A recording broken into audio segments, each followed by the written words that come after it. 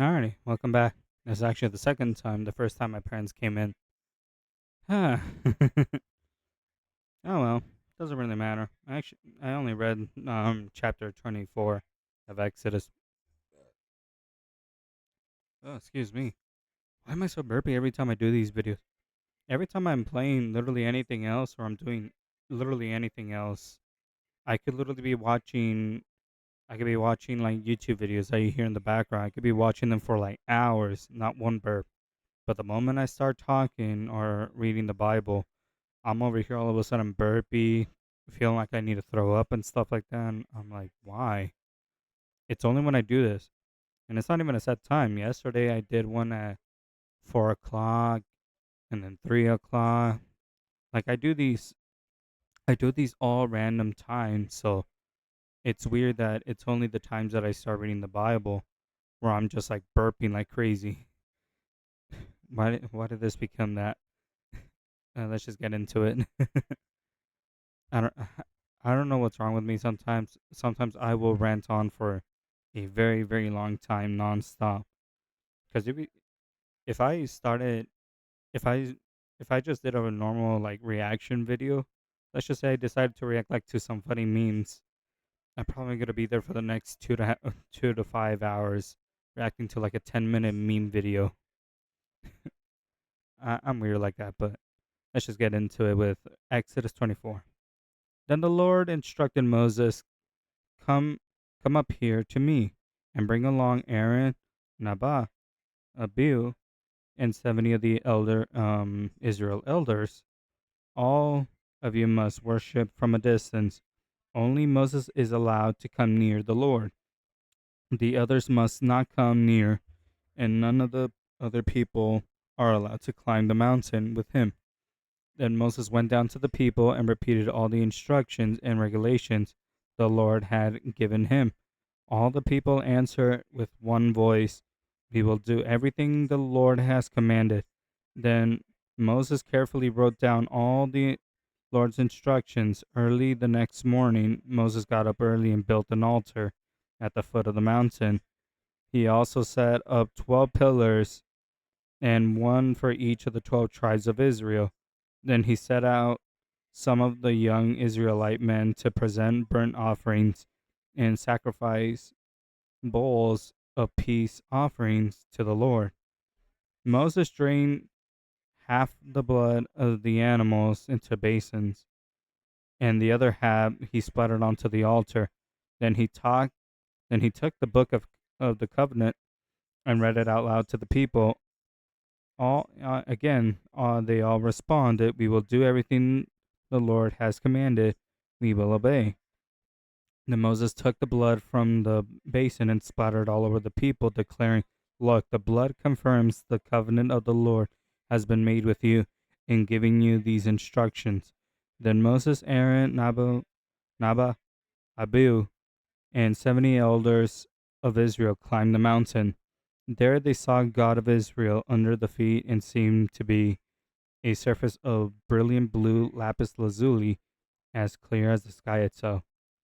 Actually, in the last recording, I did say that blue lapis lazuli in many other cultures was used as like practices of witchcraft, and said that they were sort of like stones that hold souls or can suck up souls.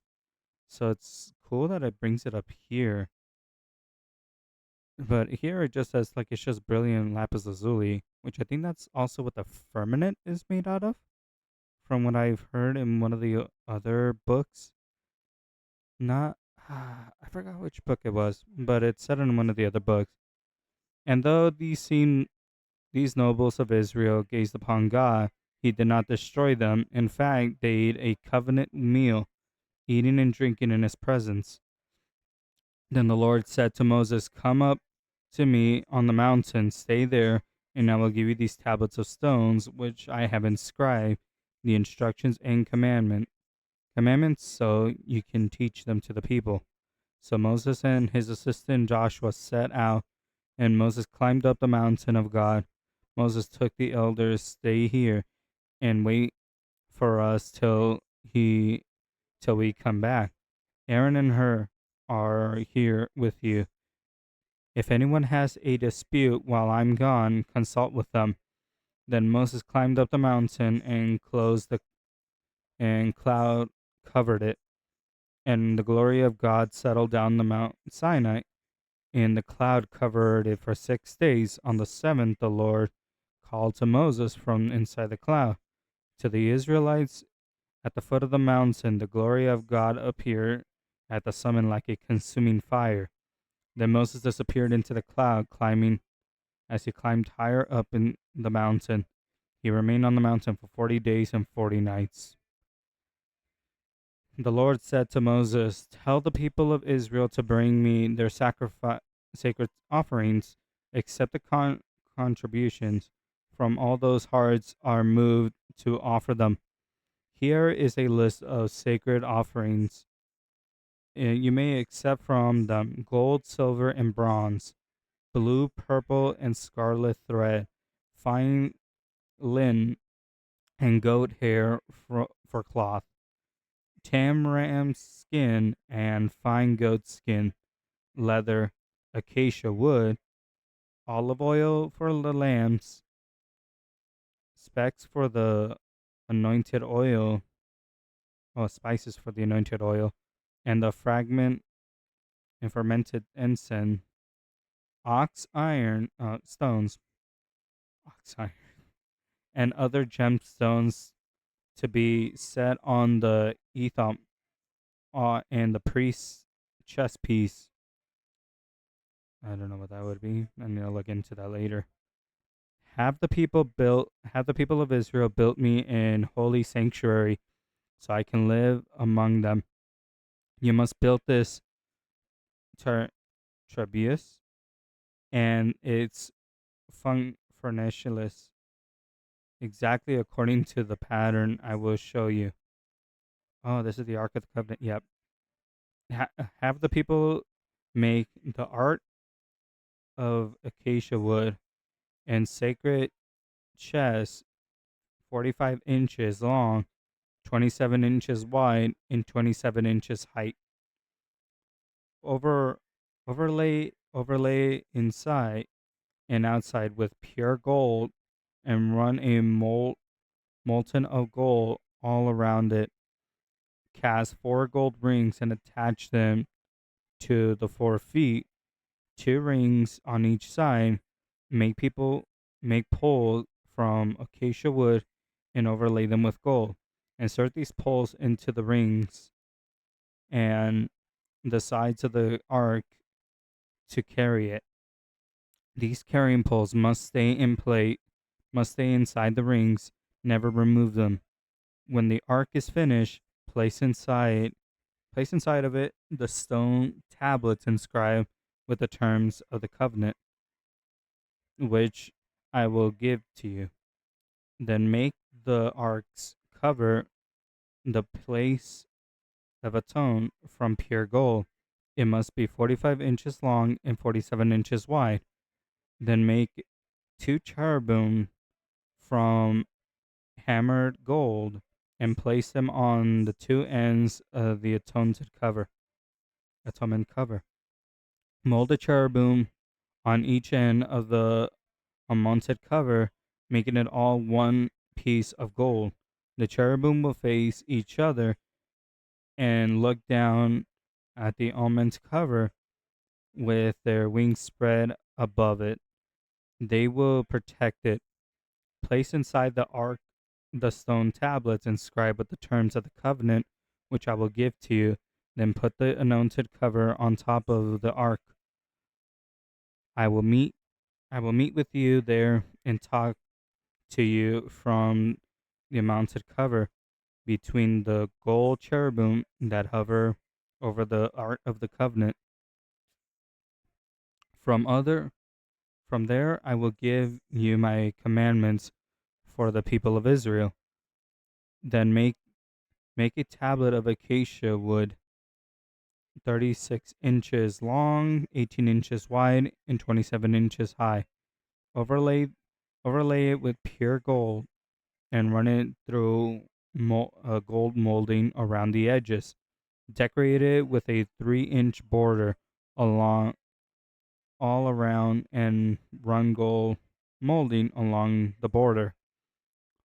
The 4 gold rings for the for the tablet for the table.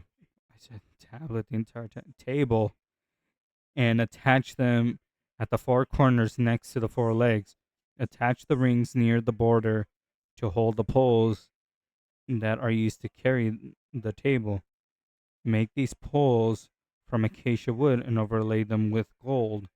Make special containers of pure gold for the table, bowls, ladles, pitchers, and jars to be used to pour out liquid offerings. Place the bread of the presence on the table to remain before me at all times. Make a lampstand of pure hammered gold. Make the entire lampstand and its decorations of one piece. The base, center, stem, lamp canvas, buds, and petals. Make it with 6 branches going out of the center stem, 3 on each side.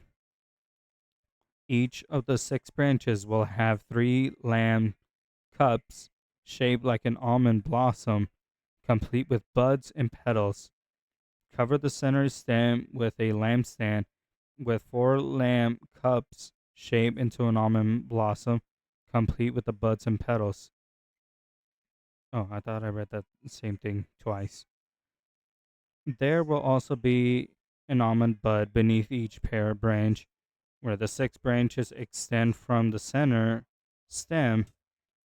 The almond the almond buds and branches must be of one piece with the center stem, and they must be hammered with pure gold. Then make the 7 lamps for the lampstand and set them so they reflect their light forward. The lamp snuffers and trays must also be made from pure gold. You may need 75 pounds of pure gold for the lampstand and its accessories. Be sure that you make everything according to the pattern I have shown you here on the mountain. Ooh. When I actually saw the art of the covenant, like kind of like a recreation of how it would be, I did not realize that God actually gave him pure instructions of how to do it. To be to be honest, I didn't think God was actually telling them each and every little thing about details. That's actually kind of cool, to be honest. Make the tabernacles from 10 curtains with fine warm linen. Decorate the curtains with blue, purple, and scarlet thread with skillfully embroidered cherubim. These 10 curtains must be exactly the same size, 42 feet long and 6 feet wide. Join 5 of the other curtains together and make one long curtain, and join the other 5 into a second long curtain. Put loops through blue yarn along the edge of the last curtain in each set. The 50 loops along each of the one curtain are to match a 50 loops along the edge of the curtain. Then make 50 gold clamps and fasten to the long curtains together with the clamps. In this way, the turbans will be made into one continuous piece. Make 11 curtains of goat hair cloth to serve as a tent covering for the tabernacles. These 11 curtains must all be exactly the same, 45 feet, exact same size, 45 feet long, and 6 feet wide. Join 5 of these curtains together to make one long curtain, and join the other 6 into a second long curtain. Allow 3 feet of material from the second set of curtains to hang over from the sacred tent. Make 50 loops for one edge of each large curtain. Excuse me. Then make 50 bronze clamps and fasten the loops of the long curtains with the clamps. In this way, the tent covering will be will be made of one continuous piece.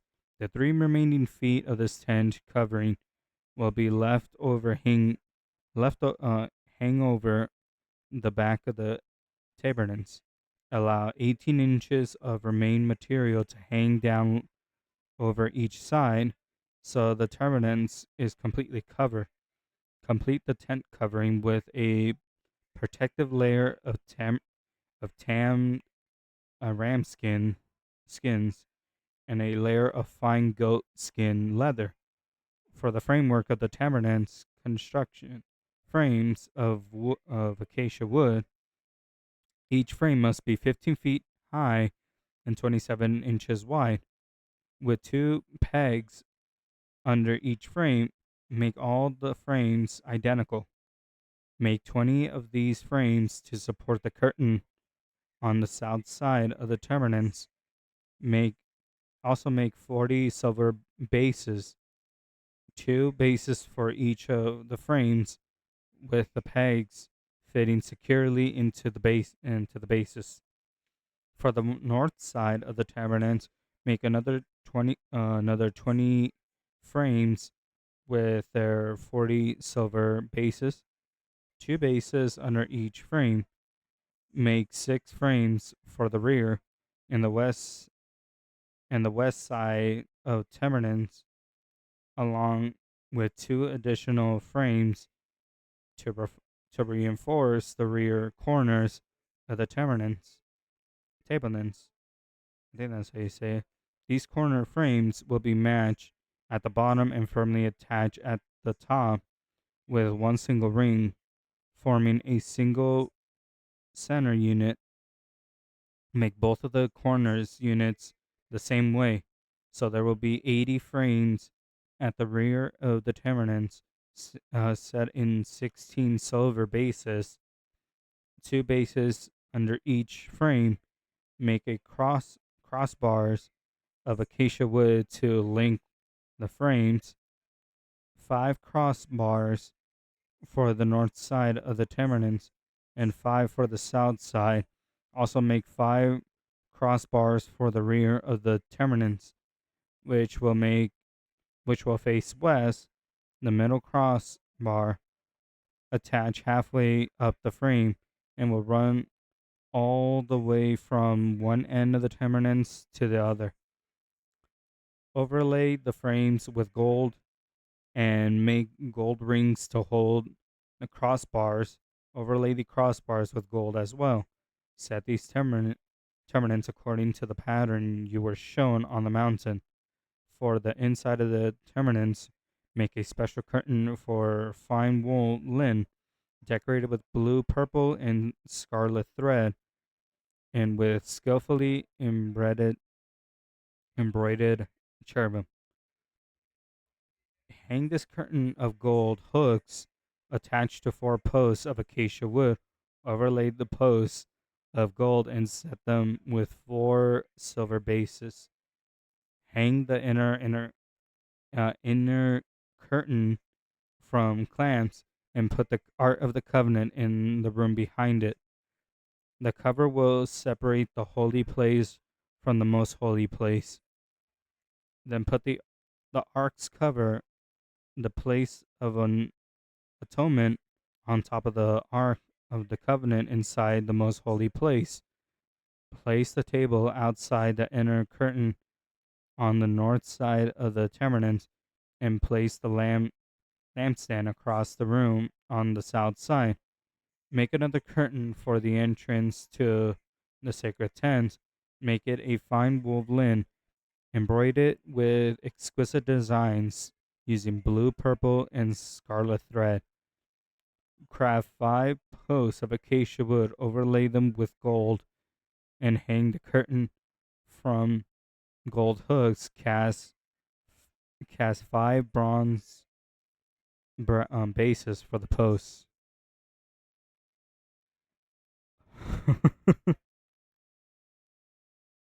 Oh man. Okay, so um I did not realize how specific God pretty much made this. I really didn't.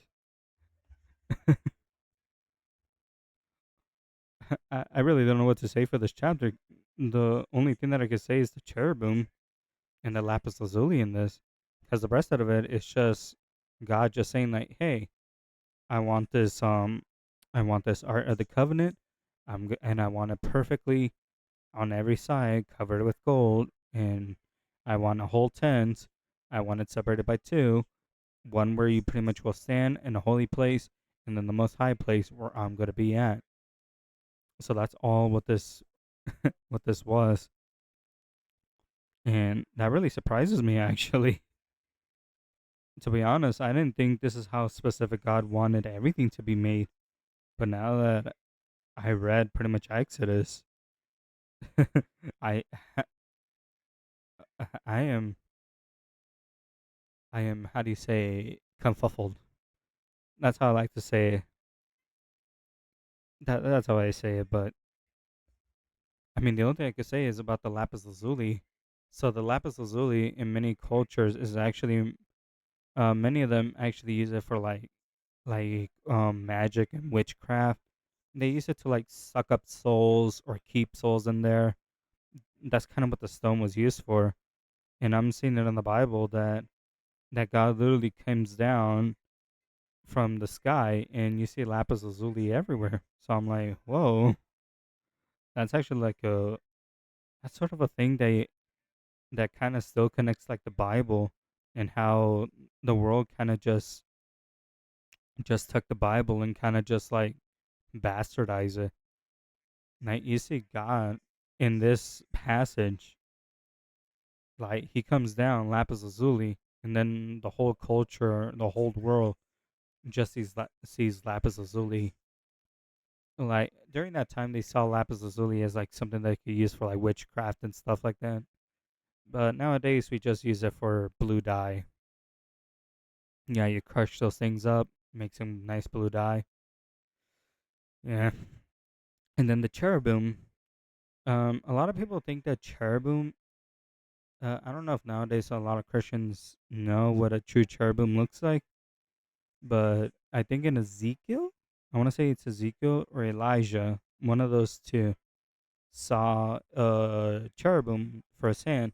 Now, normally when you go online and you just search up, oh, cherubim, what do those look like? You might get a picture of Cupid. That's not a cherubim. The the the Cupid actually comes from like an old, I think it was an old play. Correct me if I'm wrong on that, but it's like an old play that talks about that. And yeah, so but an actual cherubim, the way they look like is first they don't turn their heads. They pretty much stay still. They pretty much keep their heads straight, and they have a face of a man, ox, eagle, and lion. I believe it was a lion. Correct me if I'm wrong, but they're depicted like that, and they have two wings. One wing to fly, and the other to cover their body. And I believe they also carry flaming swords and are able to shoot like these beams of light. That and they're accompanied by the wheels or the Ophenheim. Uh, I think that's how you say it, Ophenheim. Basically, it's a wheel, but it has like multiple wheels and it has eyes all around. Now, those are kind of like angelic beings. They're not angels because normal angels are messengers, so they pretty much look like normal humans, and they just look like normal humans that walk around, do something for people, and then they walk away. Those are angels. what these are, they're angelic beings, and they have their own role.